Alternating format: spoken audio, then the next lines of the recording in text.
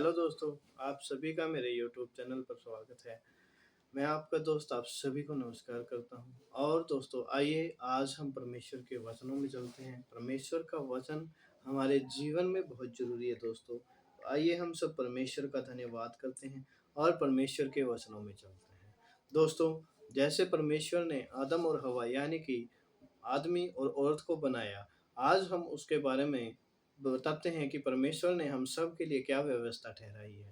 तो दोस्तों, जब हम परमेश्वर का वचन पढ़ते हैं, इफिसियों 5 का 21 से 29 नंबर आयत तक पढ़ते हैं, तो उसमें परमेश्वर ने लिखा दोस्तों, और मसीह के भय से एक दूसरे के अधीन रहो। परमेश्वर का वचन हमें एक दूसरे के अधीन रहने के लिए बोल रहा है कि जो पति है वो पत्नी के अधीन रहे और जो पत्नी है वो पति के अधीन रहे। परमेश्वर कह रहे हे पत्नियों, अपने अपने पति के अधीन रहो जैसे प्रभु के। यानी कि जैसे औरतें प्रभु के अधीन रहती है, वैसे ही अपने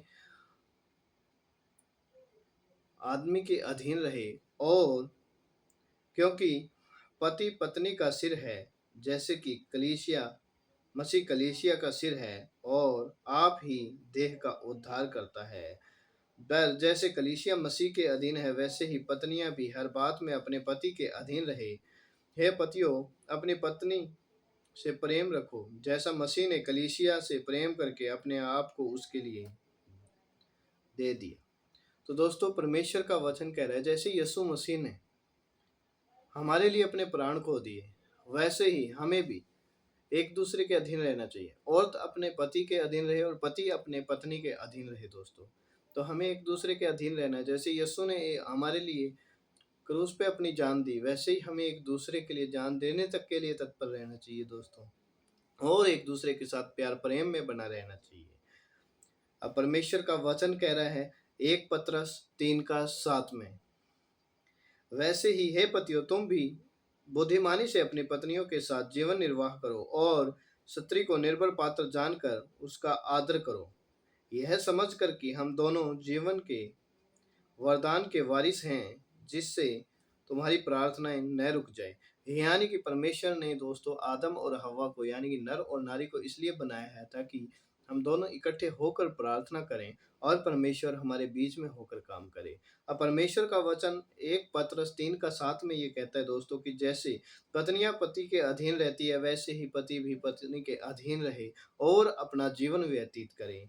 और एक स्त्री को उसका पति एक निर्बल पात्र यानी कि उसको ये जान ले कि ये तेरे बिना कुछ भी नहीं है।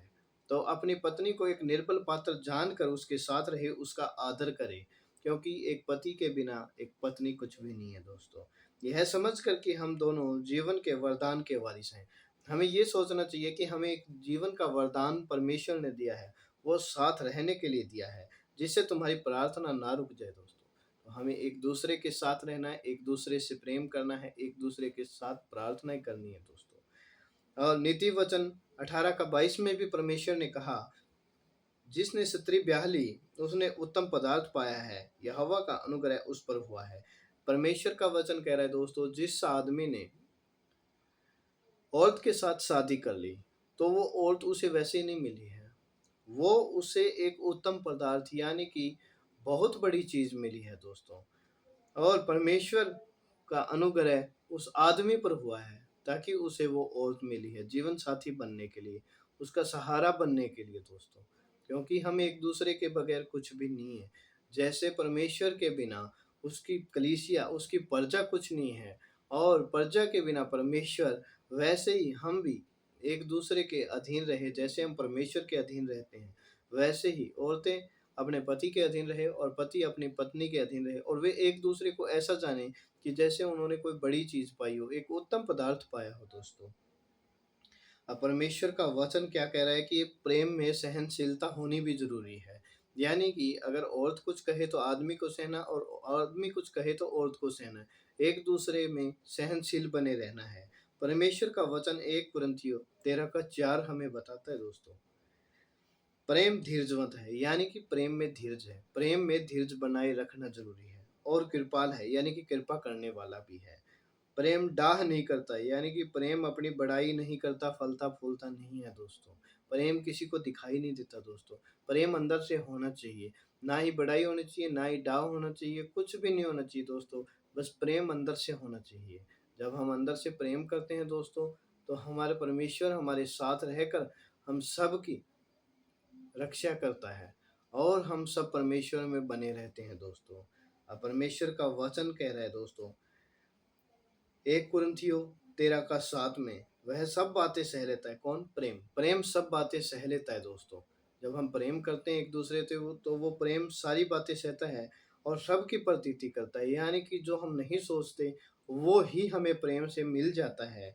यह सब बातों की आशा रखता है और सब बातों में धीरज रखता है, यानी कि प्रेम से सब कुछ संभव है दोस्तों। जब हम प्रेम में बने रहते हैं, एक दूसरे के साथ प्यार करते हैं, एक दूसरे के साथ बने रहते हैं, तो उसमें सब कुछ मिल सकता है दोस्तों।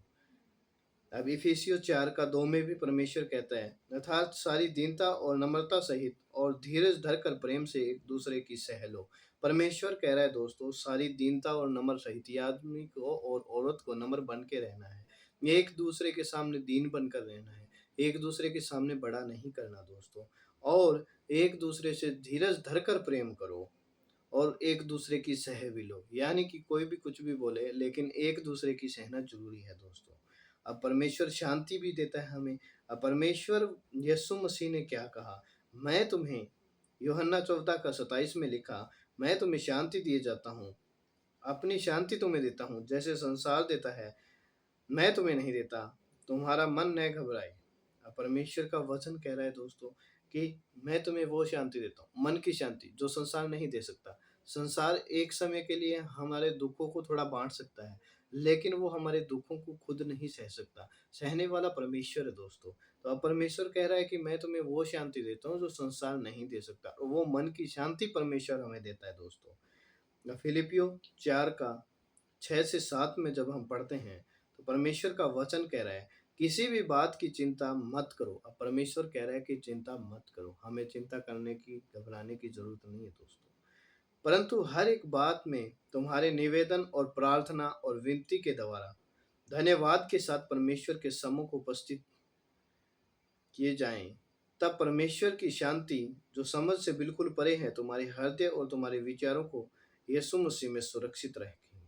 तो दोस्तों, परमेश्वर का वचन क्या करे, जब हम परमेश्वर के सामने जाएं तो दीन बनकर जाएं, अपने आप को छोड़ा कर कर जाएं और परमेश्वर का बार बार धन्यवाद करें। हमारी जो प्रार्थना है वो पहले हम परमेश्वर का धन्यवाद करते हैं कि परमेश्वर ने हमें धन्यवाद देने के योग्य तो बनाया है, हमें बोलने के लिए, चलने के लिए, देखने के योग्य तो रखा है परमेश्वर ने। तो दोस्तों, जब हम परमेश्वर का धन्यवाद करते हुए उससे विनती करते हैं, तो वो हम सबको सुरक्षित बनाए रखता है और हमारे जीवन को भी लंबा करता है दोस्तों। और फिर परमेश्वर कहने लगा, परमेश्वर कह रहा है दोस्तों, लूका 10 का 17 में, वे 70 आनंद से फिर आकर कहने लगे, हे प्रभु, तेरे नाम से दुष्ट आत्मा भी हमारे वश में है। जब हम परमेश्वर का धन्यवाद बोलते हैं दोस्तों, तो परमेश्वर हमें सब कुछ देता है, हमें सारी सामर्थ देता है।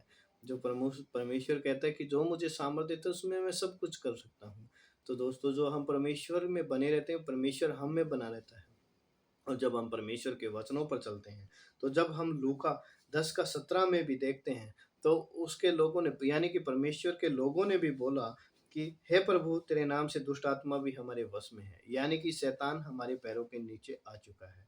जब हम परमेश्वर के वचनों को बोलते हैं, परमेश्वर के वचनों को मानते हैं, चलते हैं दोस्तों, तो परमेश्वर कहता है कि कोई दुख, कोई बीमारी, कोई रोग, कोई शैतान, कोई भी दुष्ट आत्मा हमारे ऊपर नहीं आ सकती, वो हमारे कदमों के नीचे होगी दोस्तों। आइए हम आशीष का वचन पढ़ते हैं, जो परमेश्वर हमें क्या आशीष दे रहा है। देखो, जब हम परमेश्वर में बने रहते हैं और आदमी एक दूसरे से प्रेम में बने रहते हैं और एक दूसरे की सारी बातें सहते हैं, तो परमेश्वर क्या कह रहा है कि तुम धन्यवाद का बलिदान भी चढ़ाओ, धन्यवाद भी करते रहो और एक दूसरे में बने भी रहो, तो दुष्ट आत्माएं तुम्हारे पैरों के नीचे हो जाएंगी। और परमेश्वर का वचन, व्यवस्था विवरण 28 का 2 से 6 जब हम देखते हैं दोस्तों, तो उसमें लिखा, फिर अपने परमेश्वर यहोवा की सुनने के कारण ये सब आशीर्वाद तुझ पर पूरे होंगे। जब हम एक दूसरे से प्रेम में बने रहेंगे दोस्तों, और एक दूसरे की सहेंगे, एक दूसरे की निंदा चुगली नहीं करेंगे और परमेश्वर का धन्यवाद करते रहेंगे और प्रार्थना में लगे रहेंगे, तो परमेश्वर हमें क्या आशीष दे रहा है दोस्तों? फिर परमेश्वर का वचन कहता है कि तुझ पर सब आशीर्वाद पूरे होंगे। धन्य हो तू नगर में, धन्य हो तू खेत में। तो परमेश्वर कह रहा है कि तू चाहे नगर में हो, चाहे खेत में हो, अपने घर में हो, जहाँ भी हो, तू धन्य होगा। तेरी संतान भी धन्य होगी और तेरी भूमि की उपज और तेरी गाय और भेड़-बकरी आदि पशुओं के बच्चे। धन्य हो तेरी टोकरी, धन्य हो तेरी कठौती। अब परमेश्वर का वचन कह रहा है कि हमारे खेतों में, पशुओं में, हमारी रसोई में, हमारे घर में परमेश्वर हमें सब जगह धन्य करता है दोस्तों। धन्य हो तू भीतर आते और धन्य है तू बाहर जाते समय। अब परमेश्वर कह रहा है कि तू घर में हो, बाहर हो, खेत में हो, अपने गाँव में हो, नगर में हो, जहाँ भी हो तू सब जगह धन्य रहेगा, क्योंकि परमेश्वर तेरे साथ है। परमेश्वर क्या कह रहा है दोस्तों? भजन संहिता 32 का 8 में परमेश्वर कहता है, मैं तुझे बुद्धि दूँगा। अब परमेश्वर क्या कह रहा है, जब हम उसमें बने रहेंगे, तो वो हमें क्या कह रहा है कि मैं तुझे बुद्धि दूँगा और जिस मार्ग में तुम्हें चलना होगा, मैं तुम्हारी अगुवाही करूँगा और तुझ पर कृपा दृष्टि रखूँगा और सम्मति दिया करूँगा। अब परमेश्वर का वचन कह रहा है कि दोस्तों, जब हम परमेश्वर में बने रहेंगे, तो परमेश्वर हमें इतनी बुद्धि देगा जैसे राजा सुलेमान को दी। राजा सुलेमान की कहानी को जब हम पढ़ते हैं दोस्तों, तो परमेश्वर के साथ बनने वाला आदमी था वो। लेकिन परमेश्वर ने उसको बोला कि माँग तुझे क्या माँगना है? लेकिन दोस्तों वो घबरा के उठ गया। लेकिन जब उसको दोबारा नींद आई तो परमेश्वर ने उससे कहा कि माँग तुझे क्या माँगना है? लेकिन वो फिर सो गया। तीसरी बार फिर दोस्तों जब उसको नींद आई तो परमेश्वर ने फिर उसको दर्शन दिया और बोला कि माँग तुझे क्या माँगना है? तो दोस्तों उसने कोई राज्य नहीं माँगा, उसने कुछ धन-दौलत नहीं माँगा, उसने सिर्फ़ परमेश्वर से समझ और बुद्धि का उपहार माँगा और बोला कि परमेश्वर मुझे समझ और बुद्धि का उपहार दे ताकि मुझसे कोई गलत न्याय ना हो जाए, किसी का अन्याय ना होने पाए। और परमेश्वर ने उसको समझ और बुद्धि का उपहार दिया और परमेश्वर ने दोस्तों उसको आशीर्वाद भी दिया। उसको बोला कि मैं तुझे ऐसा राजा बनाता हूँ कि अब से ना तो तेरे से पहले और ना तेरे बाद कोई ऐसा राजा होगा। तो परमेश्वर ने उसको समझ और बुद्धि का उपहार दिया दोस्तों। और जब हम सुलेमान राजा की कहानी में पढ़ते हैं, तो 2 औरतें थी, 2 बहनें थी जिनको एक-एक बच्चा हुआ। लेकिन परमेश्वर के वचन में लिखा दोस्तों कि उनमें से एक का बच्चा मर गया और दूसरी बहन उसका बच्चा उठा के अपने पास ले गई और वो मरा हुआ बच्चा अपनी बहन के साथ छोड़ के चली गई। और जब उनको उसको पता चला कि बच्चा मर चुका है, तो वो दोनों राजा के पास गई और दोनों कहने लगी कि ये बच्चा मेरा है, ये बच्चा मेरा है। तो दोस्तों राजा सुलेमान ने अपनी कोठरी में जाकर परमेश्वर से प्रार्थना की और परमेश्वर ने जैसे हमें वचन में बताया दोस्तों, भजन संहिता 32 का 28 जैसे मैंने पढ़ा, परमेश्वर ने कहा कि मैं तुझे बुद्धि दूँगा और जिस मार्ग पे तुझे चलना होगा तेरी अगुवाही करूँगा और तुझ पर कृपा दृष्टि भी रखूँगा और तुझसे बातें भी करूँगा। तो परमेश्वर ने उससे बातें की दोस्तों, जब वो अपनी कोठरी में गया, उसने परमेश्वर से प्रार्थना की, परमेश्वर ने उसको समझ बुद्धि तो दी थी, लेकिन परमेश्वर ने उससे बातें की। लेकिन जब वो अपने कोठरी से बाहर आया और उसने देखा दोस्तों, तो उसने उन औरतों दोनों की तरफ देखा और बोला कि इस बच्चे को बीच में से काट दिया जाए और आधा-आधा दोनों को दे दिया जाए। तो दोस्तों, दूसरी औरत जिसका बच्चा मर चुका था, वो चुपचाप खड़ी थी। लेकिन जिस औरत का वो बच्चा था, वो औरत रोने लगी और वो कहने लगी कि नहीं, ये बच्चा उसे दे दिया जाए, उसकी बहन को दे दिया जाए। तो राजा सुलेमान ने वो बच्चा उसकी बच्चे की सगी माँ को दे दिया और बोला कि यही बच्चा इसी का है। अगर इसका बच्चा ये नहीं होता, तो ये इस बच्चे को बचाने की कोशिश नहीं करती। तो वैसे ही जैसे राजा सुलेमान को परमेश्वर ने समझ और बुद्धि का उपहार दिया और इस बात की ख्याति सारे इस राज्य में फैल गई दोस्तों। और जैसे ही परमेश्वर उससे खुश हुआ, परमेश्वर ने उसको बहुत सा धन दौलत भी दिया, बड़ा सारा साम्राज्य भी दिया और उसको सारी चीज़ें दी दोस्तों। लेकिन जब हम उसकी कहानी को आगे पढ़ते हैं दोस्तों, तो उसने अलग-अलग जातियों की स्त्रियों को ब्याह लिया और परमेश्वर से अपना मन फिरा लिया था। तो वैसे परमेश्वर ने जब उसको देखा, लेकिन परमेश्वर अपनी वाचा से नहीं मुड़ा दोस्तों, क्योंकि उसको परमेश्वर ने आशीष वचन दिया था कि मैं तेरे वंश को भी पृथ्वी पर स्थिर करूँगा। तो दोस्तों, जब हम वचन को देखते हैं, तो राजा सुलेमान दूसरी औरतों को, अन्य जाति की औरतों को ब्याह लिया और उनके देवताओं के पीछे हुआ और उसने परमेश्वर को छोड़ दिया।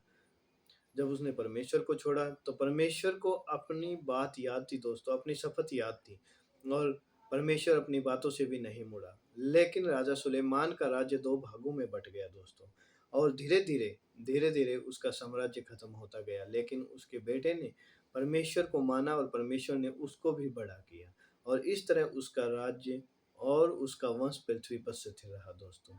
तो जैसे हम परमेश्वर के वचनों में बढ़ते हैं, तो परमेश्वर वैसे ही हमें भी समझ और बुद्धि का उपहार देगा दोस्तों। और जहाँ हम जाएँगे परमेश्वर हमारी अगुवाई करेगा और परमेश्वर हमारे आगे-आगे चलेगा दोस्तों। और जैसे यीशु ने भी बोला कि वह तेरे निमित्त अपने स्वर्गदूतों को भी आज्ञा देगा कि वे तेरी रक्षा करें। कहीं ऐसा ना हो कि तुझे ठेस लगे। अगर लगने भी लगे तो उससे पहले हाथों-हाथ उठा लेंगे। तो दोस्तों, मैं आपको बताना चाहता हूँ जब हम परमेश्वर के साथ मिलकर चलते हैं, उससे प्रार्थना करते हैं तो उसके स्वर्गदूत हमारी रक्षा करते हैं दोस्तों। तो हमें परमेश्वर के साथ बने रहना है और परमेश्वर हम सबको ऐसी समझ और बुद्धि का उपहार दे ताकि कोई पाप हो, व्यभिचार हो, कोई भी गंदा काम, लुचपन हमसे ना होने पाए दोस्तों। जब हम परमेश्वर की हज़ूरी में बढ़ते हैं दोस्तों, तो परमेश्वर हमारा उतना ही करीब आता है दोस्तों, जितना हम परमेश्वर के करीब जाने की कोशिश करते हैं और शैतान उतना ही दूर होता है दोस्तों। शैतान जब हम परमेश्वर के करीब जाते हैं, उसकी बातों को, वचनों को मानते हैं, उन पर चलते हैं, तो शैतान जहाँ हम कदम रखते हैं, वहाँ शैतान टिक नहीं सकता दोस्तों। तो जैसे परमेश्वर ने हम सबको वचन में बोला कि एक दूसरे के पति पत्नी एक दूसरे के अधीन रहो, तो हमें एक दूसरे के अधीन रहना है। एक दूसरे से प्यार प्रेम, एक दूसरे से सहनशीलता रखनी है दोस्तों। और दोस्तों, एक दूसरे को कोई श्राप नहीं देना है और ना ही किसी दूसरे पड़ोसी को भी श्राप देना है, क्योंकि परमेश्वर हमें आज्ञा देता है कि जैसे तू अपने से प्यार करता है, उससे कहीं ज़्यादा तू अपने प्रभु प्रेम परमेश्वर से प्रेम कर और अपने पड़ोसी से भी प्रेम कर। तो दोस्तों, हमें एक दूसरे से प्रेम में बने रहना है और एक दूसरे की सहायता करनी है और दीन दरिद्र की सहायता करनी है और परमेश्वर हम सबको आशीष दे दोस्तों। क्योंकि आज के ये वचन जो हमने देखे और पढ़े, परमेश्वर हमें इन वचनों के द्वारा बड़ी-बड़ी आशीषें देने के लिए जा रहे हैं दोस्तों। तो आइए हम सब प्रार्थना में चलते हैं दोस्तों। अपनी आँखें बंद कीजिए और परमेश्वर की ओर ध्यान लगाइए दोस्तों। परमेश्वर और धरती आकाश के कर्ता, मैं तेरा बेटा, तेरा दास तेरी पाक हज़ूरी में पिता। जितने बच्चे, जितने तेरे दास-दासी मेरी आवाज़ को सुन रहे हैं पिता, इन बच्चों को, इनके घरानों को तेरे हाथ में देता हूँ। और परमेश्वर, मैं प्रार्थना करता हूँ कि आज के जो वचन परमेश्वर इन बच्चों ने सुने हैं पिता, इन सब के जीवन में 30 नहीं, 60 नहीं, 100 गुना आशीष लेके आए, बरकत लेके आए परमेश्वर।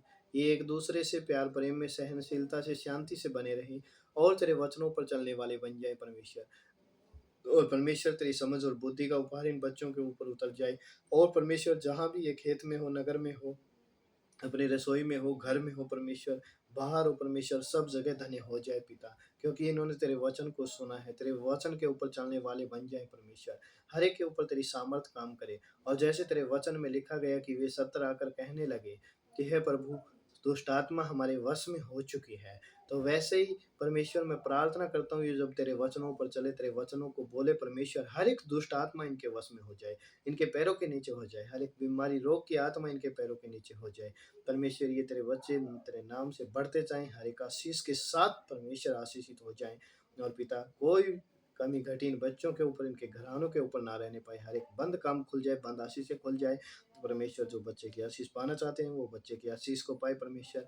जो किसी भी प्रकार की आशीषों से परमेश्वर वंचित है, परमेश्वर उनकी आशीषें खुल जाए पिता। हर एक तेरे नाम से फले, फूले, फल लाए और बड़ी-बड़ी गवाहियाँ परमेश्वर तेरे भवनों में लेके आएँ।